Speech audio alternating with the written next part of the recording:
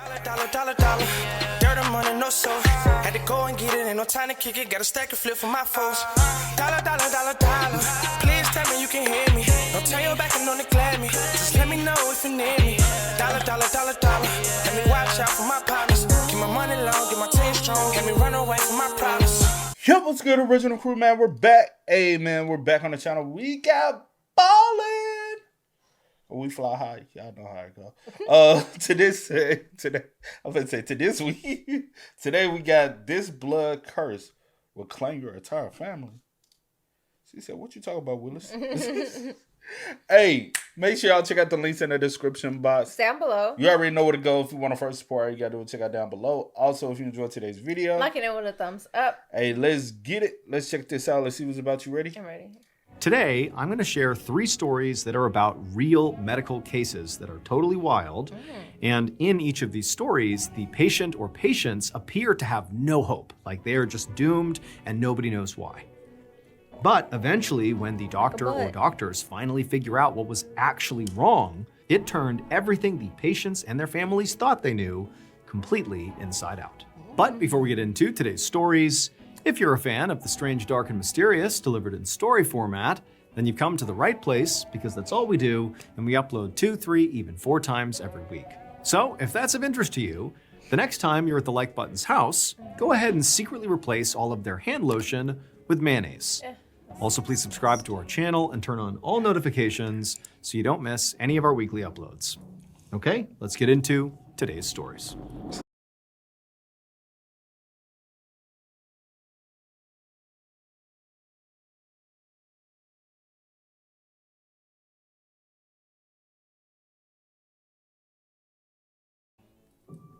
One hot afternoon in May of 1891, a 31-year-old businessman named James Hatcher rushed through the small town of Pikeville, Kentucky. And as he made his way, he could feel people staring at him because he knew he very likely looked crazy. His hair was totally wild, his suit that he had slept in the night before was all rumpled from sleeping in it, and he was swatting at all the flies that were buzzing around his head. Flies were very common in this part of Kentucky in the spring. But right now, James did not care what anybody thought, because his only focus at this very moment was just getting to the town doctor's office. Because in his hand, he held this legal document that he was sure would put an end to the psychological torture he'd been enduring ever since his wife had died. So up until very recently, James had had sort of a charmed, perfect life.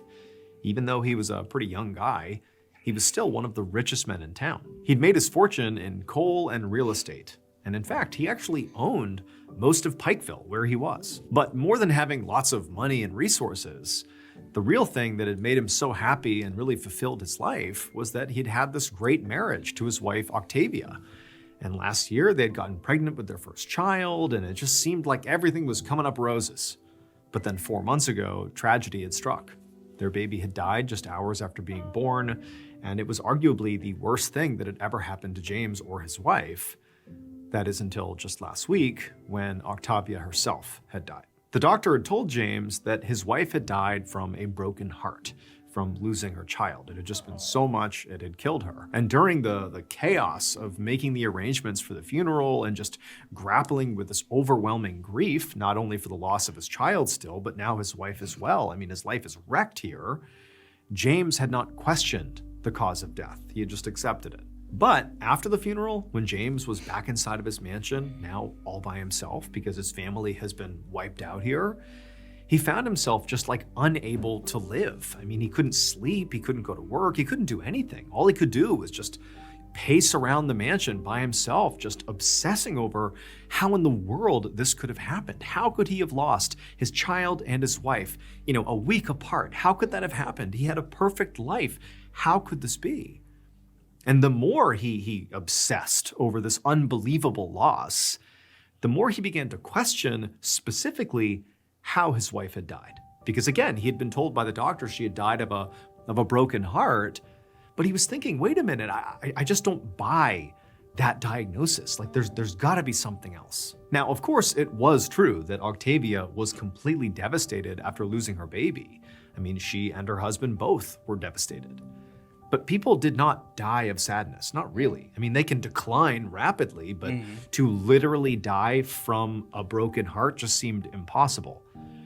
And so now the question of what really had killed his wife was all James could think about. It was like, instead of just grieving the loss of his wife and his child, it was like he needed to solve what happened to his wife for real. And pretty quickly, James decided that the only real way to figure out what happened to his wife was not going and talking to the doctor again or reading literature, about various symptoms that could have been hers and try to tie it to some disease or something. No, he realized that the best thing he could do is just go dig his wife up and have a look. So James had convinced a local judge to order an emergency exhumation, to dig up his wife. And the judge had said yes, and he had given him a legal document saying he could do that. And so that legal document was what he was carrying as he hustled through town looking totally crazy on his way to the town doctor's office, because it was ultimately the town doctor who would actually examine his wife's body once the exhumation was complete. And so James, he finally reaches the doctor's office and he bangs on the door, and eventually the doctor opened up, sort of looking at this guy who, again, looks totally wild, frumpled suit, hair crazy, flies everywhere. And he's like, hey, what's going on? And James, he just hands over this legal document, the order that says he's gonna exhume his wife. And the doctor took the order and he read it, and he kind of looked up at James with almost like a look of sympathy on his face. Like he felt bad for James. Like, obviously this man's life has just fallen to shambles here. Now, the doctor was clearly prepared to fulfill this order and to look at his wife's body, but he made a point of telling James that, digging up Octavia now just was not a good idea. It wouldn't change what happened, and it definitely would not bring her back. Like, this is not the move here. But James knew all this, and he really didn't care about anything the doctor was saying, because he wasn't trying to bring his wife back. He just wanted to know the truth. He had to. And so later that afternoon, James and the doctor stood by Octavia's tombstone as a pair of cemetery workers dug up her grave. And it was so hot outside that James and the doctor were sweating profusely, and these flies are everywhere. I mean, it's kind of a miserable scene here. But James, he was just kind of overcome by this sense of almost dread. Like, he definitely wanted to do this, but he's realizing that any moment here, after these guys dig up this grave, that he's going to physically see his wife again, his dead wife. And he didn't really know how he was going to feel, like literally seeing her in the condition that she was going to be in, decomposed. But he knew this was the right thing to do. So he just sat there, swatting at flies, sweating profusely, just waiting. And eventually, one of the workers with their shovel, they dug into the ground, and it struck something hard. It was the coffin. And so at that point, James and the doctor, they kind of leaned into the hole to look down, and one of the workers got to the side and lifted up the lid of the coffin, and inside was Octavia. Okay. But Octavia was not in the same position she had been in when she was lowered into the ground. She was sort of in this position with her hands up, and across the top, the inside top of the actual coffin, were all these deep gouges, like scratch marks on the inside of the coffin, and Octavia's nails were all flipped backwards. So shortly after James buried his wife, he's totally heartbroken. He's questioning, the doctor's diagnosis of what actually killed her. And in that period of time, over those few days after the funeral, there were several people in Pikeville that came down with a mysterious illness. They almost appeared to be dead, but it would turn out it was just from being bit by these flies that were swarming around everybody this spring. And so James, as he's thinking about his wife and like what really killed her, he began to have this panicked thought that maybe his wife hadn't died at all. Forget the broken heart thing. Maybe she had just been bit by a fly and appeared to be dead, and now I've buried her. And so he had to get her up, exhume her, and check. And when he opened up the coffin, he saw he was right. She had not died of a broken heart. She clearly had been bit by a fly. She woke up underground in her coffin and slowly asphyxiated while trying to burrow her way back out again. Shortly after James had buried his wife in the ground, like in those subsequent few days, he noticed several people in Pikeville, where he lived, had come down with something they called sleeping sickness, which is something you get from being bit by one of those flies that are always buzzing around these folks' heads in this town in the spring. And, sleeping sickness sometimes can take the form of just having like a fever and being very achy. But in some cases, really bad sleeping sickness can cause people to drift into a coma for several days. Sometimes they wake up, but sometimes they don't. They die. Or others, like the sleeping sickness is so severe that it causes their heart rate to drop so low that they're not in a coma, but they almost like give the impression of being dead. And so sleeping sickness basically mimics death and sometimes causes death, but some people do come out of it. And so James, he's seeing all these people have this illness, and he began to wonder, well, wait a minute, I'm already questioning my wife's diagnosis. What if something even worse happened? What if she wasn't even dead? What if she had just gotten bit by one of those flies and had sleeping sickness? And so in a panic, he has her exhumed, and when he opens the coffin, what does he see? All the signs in the world that his wife had not been dead, so she did not die of a broken heart. No, she was alive when she was buried, and at some point she woke up, but she was trapped, and she slowly asphyxiated while trying to claw her way out. She must have been bit by a fly and got sleeping sickness. Damn. Just imagine, like, how he probably really felt with, like, seeing his wife in that position, like, seeing all that. Yeah. So he's like, how, like, that's another level of heartbreak. And it's like experiencing her death all over again. Because it's like, damn, she was, yeah. Like, it's the thought, like, and I she can was only alive. imagine, I killed her by burying her. Instead of really looking into. Yeah, but I guess he's just going off of what the doctors are saying. I wonder if he thought possibly maybe I should have got a second opinion. Yeah. But I know things back then was different. A lot different, yeah. A lot of different. Yeah. And then just her waking up, like, that's tragic. Trapped. That's tragic. Like, I can only imagine what was going through her head. That's scary. That's one of the scariest things, though. Especially, I do think about that. I know we talk about it a lot. Like, just imagine how many people possibly have been buried in the past that were still alive, because it still happens to this day, just in different countries. Yeah. But a lot of people have been buried or have been embalmed in America without actually being deceased. You read a story recently where a young boy, right? Oh. You looking at me like, what you talking about? But they hadn't went through that process yet. Yeah, but he was still alive. Yeah. But the way they, you know what I'm saying? Yeah. And if they had immediately embalmed him, technically he would have still been still been alive. So you got to think about. I think about that all the time. Like, I know it's a lot of people have been prematurely pronounced deceased. Yeah. That is not dead, and it's like people either give up or just no matter what. I don't want nobody to give up on me that fast, especially when it ain't.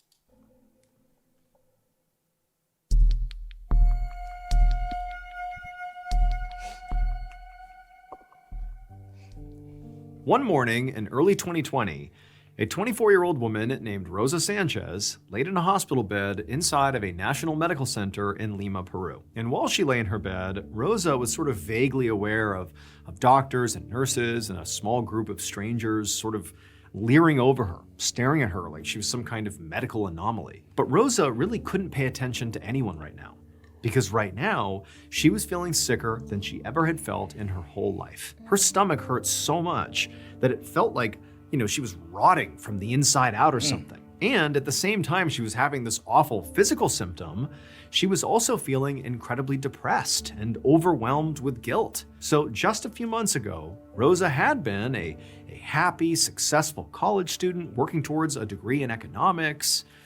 But then there had been this outbreak, this sudden disease outbreak at her school, and a bunch of students, including Rosa, had gotten sick with some kind of mysterious illness that still had not been identified. And Rosa had gotten so sick, she actually had to temporarily drop out of school and move back home with her mother and father and 2 little siblings. And it was at that time that something truly just tragic and unimaginable happened. Rosa, when she came home, was still sick, and she wound up infecting her entire family, all 4 of them, and within weeks, they all died.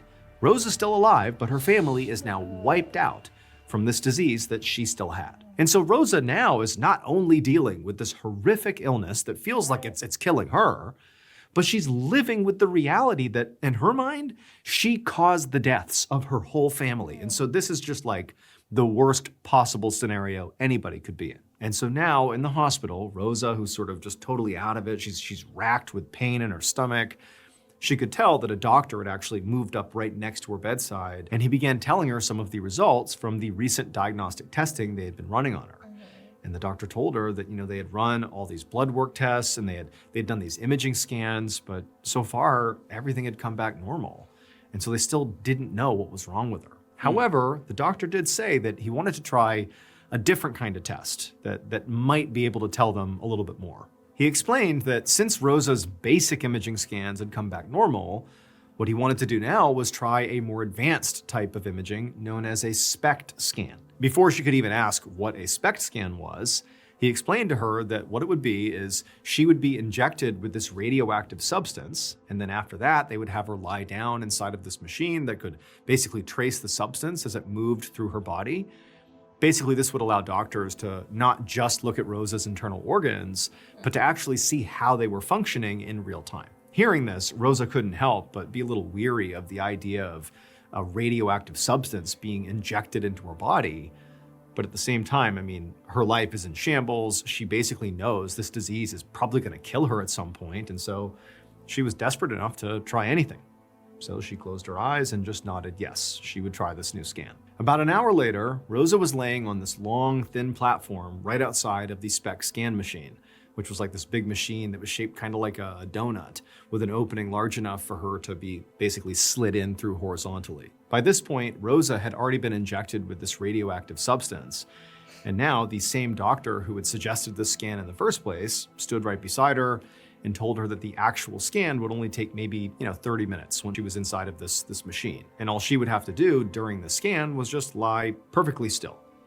So Rosa said okay, and then she heard the doctor leave the room. A moment later, the SPECT machine began making a whirring sound, at which point the platform that Rosa was laying on began moving, and she was brought inside of this machine, inside of the donut. And then eventually the platform stopped, and at that point she's just looking at the inside of this machine, which was just, white plastic all around her. And for a couple of minutes, as this scan began, and Rosa's just laying there, being as still as possible, everything seemed fine. She had never done a SPECT scan before. But then, out of nowhere, pain ripped through Rosa's abdomen, which was already in pain, but this was a new pain. It was so severe. Like, she knew she was supposed to stay still, but she couldn't help but sort of lean forward from how much pain was in her gut. And then as she's telling herself to stay calm, she began feeling lightheaded, and she had tunnel vision, and she began to panic. She's claustrophobic.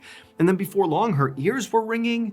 And then it was like everything just kind of faded. Her vision went black, and Rosa died. And so the doctor, he's outside of the room, and he's hearing and seeing in real time Rosa basically dying.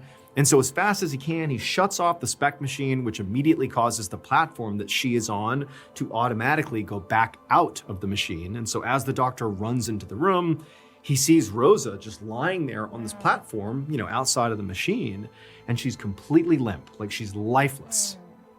But the doctor was thinking the scan had actually worked. It told him exactly what was wrong with Rosa. What the scan had shown the doctor before Rosa died was that Rosa had severely low blood flow to several crucial areas of her brain.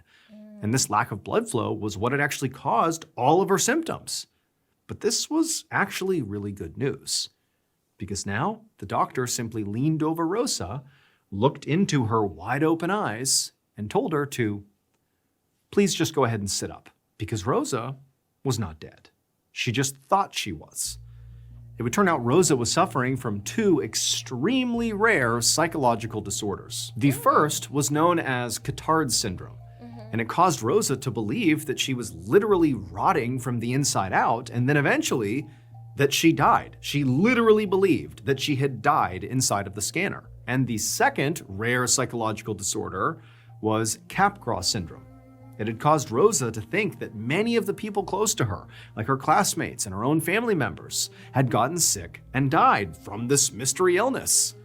And then they had been replaced by clones. The reality here was that there actually was never any disease outbreak at Rosa's school or in her home. The group of strangers in Rosa's hospital room were her mother, father, and 2 siblings. They were perfectly fine. As for Rosa herself, she was obviously mentally very unwell, but physically, she was never sick at all. Now, Rosa would need continued psychiatric care, but after 3 weeks in the hospital, she was able to go home with the family that she believed she had lost forever. Wow. What the I'm thinking, I said, oh, bro, she died. That's, yeah. Dang. That was crazy. That was crazy. What? What you looking How for? was she doing well? Yeah. No, I was just trying to make sure I had the right year. Because I'm like, wasn't Yeah. that? Yeah. That's. He didn't give us the month. Not the month, just the year. I wonder what time of year it was. Because a lot of people were going through even psychological things in 2020 based around as well. So it also, that in itself was making a lot of people think a lot of stuff was going on as well. True. So I wonder, did that have an effect to this as well when you think about the year? Because that year changed a lot for everyone, and it still has had a dramatic effect, still lingering to this day. And it's not even just from the disease itself, but from how it affected everything else. Because we all know a life before that, and life before that is totally different than life after. Yeah, true. So I wonder that possibly played into effect of whatever she Her went mental through. state. Yeah. Yeah, Damn. that's crazy. Very crazy.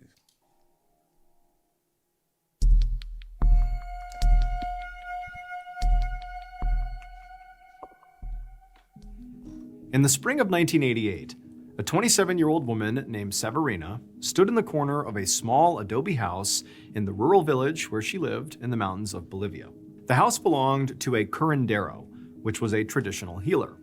Severina had come here with her 2 aunts because her aunts were sick and in desperate need of help from the curandero. So 2 weeks earlier, Severina's aunts had come down with these horrible fevers, and they had been in bed for days, and they had both been so tired and so weak that they could barely move or even eat. However, despite eating, both of their stomachs had swollen up like balloons, and then the skin on the outside of their stomachs had actually turned black, almost like the skin itself was dying. And it was at that point that Severina decided that her aunts could no longer afford to just hope this goes away on its own.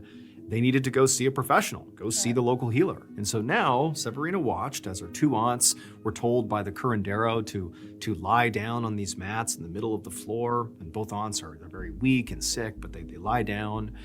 And the curandero, as they're lying down, lit incense and began waving it over their bodies.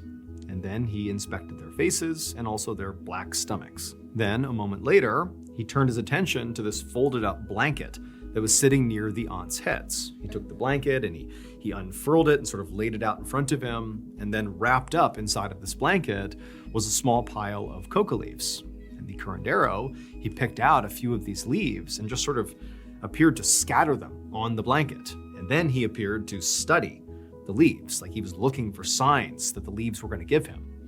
And Severina knew that these leaves were telling him what was wrong with her aunts. Finally, the curandero, after looking at these leaves for a bit, he looked up at Severina and told her that her aunts were sick with a blood curse, which meant that the blood flowing through their veins was literally cursed with dark magic. But that wasn't all. The curandero went on, telling Severina that this was actually not just a blood curse, but it was a family blood curse, which meant that someday she, Severina, would also get this curse and very likely die. When Severina heard this, a chill ran through her body, and she almost instinctively began scratching at her arms, like she could scratch this curse, out of her skin or something. But the curandero looked at her and just said, "There's nothing you can do. There's no cure for you or your aunts. Your fate and theirs is sealed." A few days later, Severina was back in her own home, in her own kitchen, making some herbal tea for her aunts who were staying in her guest bedroom. And as she prepared this tea, all she could hear was the sound of her aunts moaning in pain and agony in the other room. So Severina, as quickly as she could, she finished making the tea and then hustled into the guest bedroom. So over the past few days, after leaving the curandero's hut, Severina's aunts had gotten sicker and sicker and sicker. They now couldn't eat anything, and they were constantly so dizzy they could barely even lift their heads up off their pillow.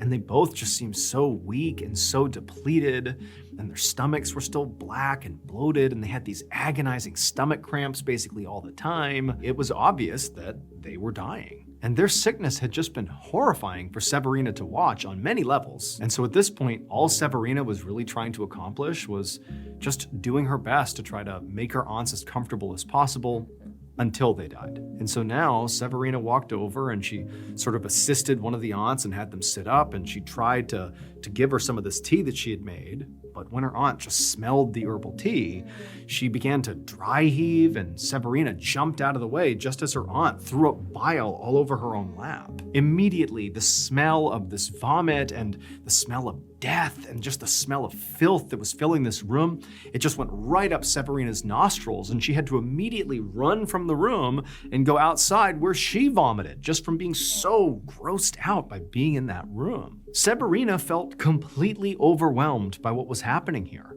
I mean, she obviously was just devastated to see her aunts in this condition.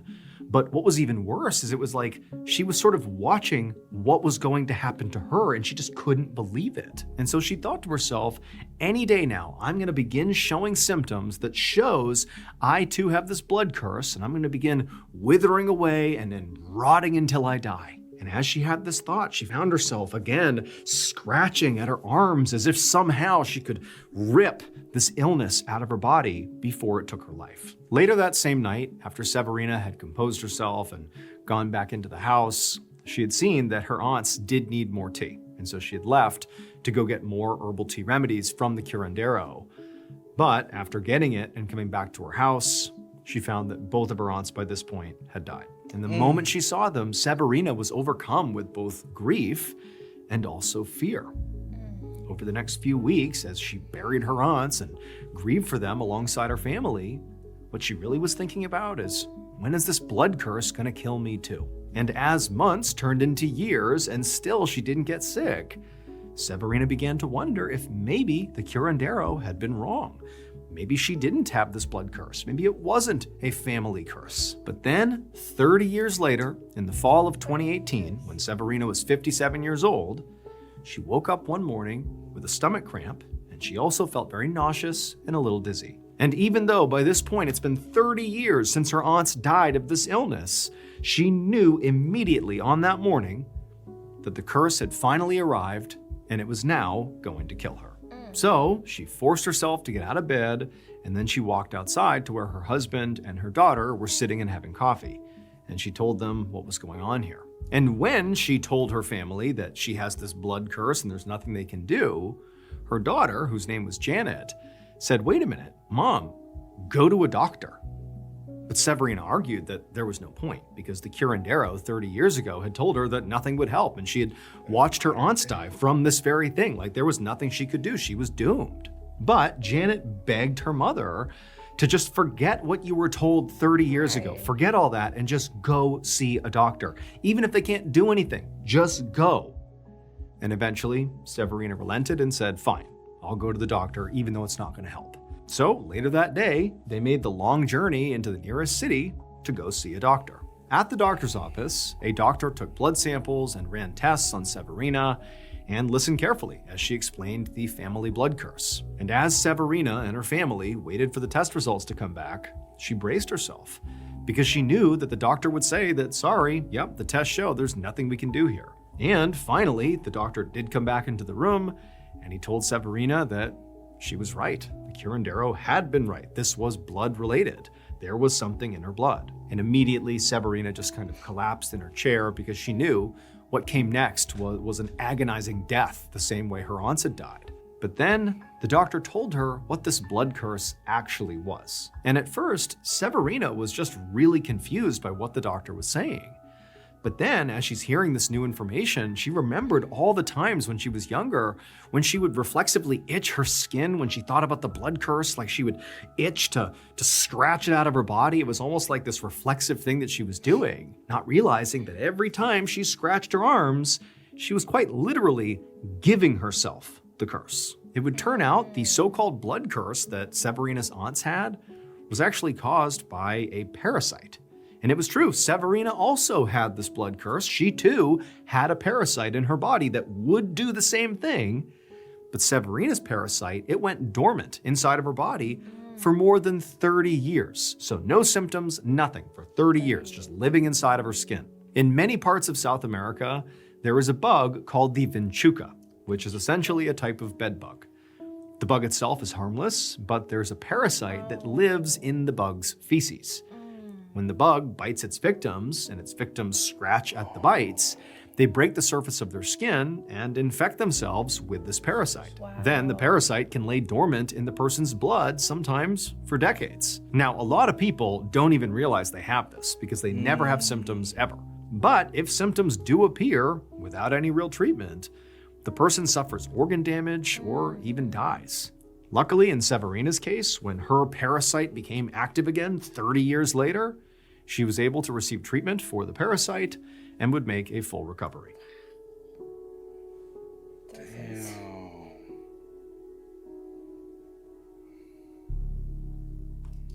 My God. Shout out to modern technology. What you said? Cause if it wasn't for that modern technology, She would've she just would been be like, dead oh. and gone. Yeah, because she wouldn't have done anything. You know what I'm saying? Like, oh, well, this is it. This is my fate. What you said, that's scary in itself, man. Yes. I hate her aunts couldn't get treatment. You know, like, that's crazy. But also, you got to think about time. Yeah, and that's what everything. yeah. I'm just saying, I just wish things was. Yeah. Modern day was old day. Like, just, but a it lot sucks. of people, that's what they unfortunately passed away from. Then it's just untruly diagnosed and lack of knowledge and understanding. Yeah. That's sad, bro. Like, even like the first story, it was just lack of understanding and knowledge. Oh, yeah. That's sad. That was sad. Like, literally, she wasn't dead. It's just a lack of knowledge and just... It's dying from heartbreak. Is that a real thing? Yes, that can happen. Mm-hmm. But her situation, unfortunately, didn't happen. It wasn't that. Yeah. Hey, man, y'all spam us up in the comments. Y'all let us know y'all thoughts in the comments for us down below. But until next time, y'all know how it go, man. I do go by the name DJ New Kid. This is. See you, Nicole. We are. Had to We go are. and get it, ain't no time to kick it. Got a stack of flip for my foes. Dollar. Please tell me you can hear me.